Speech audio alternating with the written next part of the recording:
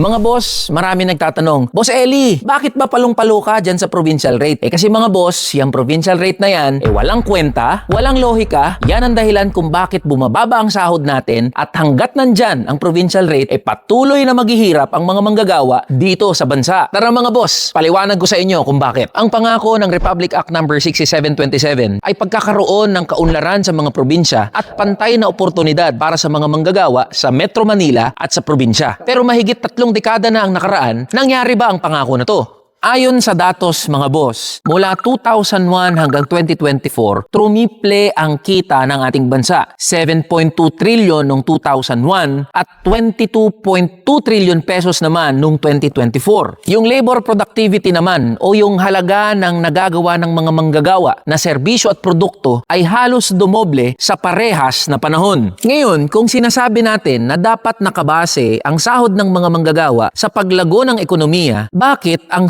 sahod ng mga manggagawa ay halos hindi gumalaw at sa katunayan nga nabansot sa parehas na panahon mula 2001 hanggang 2024. Kaya kung ilalagay natin sa graph yan mga boss, mula 2001 hanggang 2024, yung pangkalahatang kita ng ating bansa o GDP ay patuloy na tumataas. Yung labor productivity naman o halaga ng nagagawa ng mga manggagawa na serbisyo at produkto patuloy din na pataas. Samantala, ang sahod ng mga manggagawa ganito lang, hindi gumagalaw at walang pag-usad sa katagalan ng panahon. Kita nyo yung kalokohan ng provincial rate na yan? At ang mas nakakainsulto dito mga boss, dahil sa batas na RA 6727, mas marami ka pang pwedeng bilhin noong 1989 kumpara sa kaya mong bilhin sa sahod ng manggagawa ngayong 2025. Kung i-compute natin yan o ibabangga natin yung sahod doon sa inflation o bilis ng pagtaas ng presyo ng mga bilhin at serbisyo, NCR at Region 4A o Calabarzon lang ang pupwede nating masabi na nagkaroon ng pagtataas ng sahod. Samantala, yung sahod sa mga probinsya, hindi na nga tumaas, nabawasan at nabarat pa ang sahod ng mga manggagawa.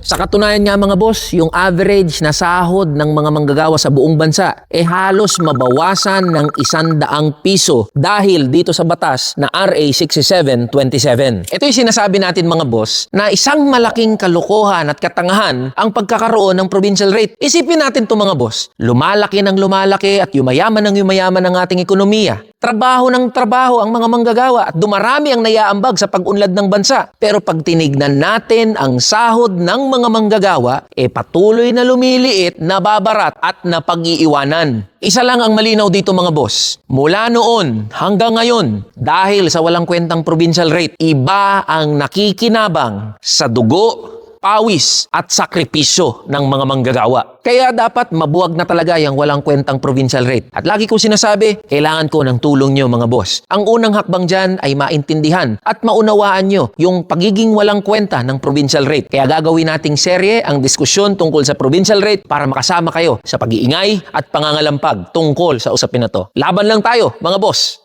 Tara na, kamanggagawa!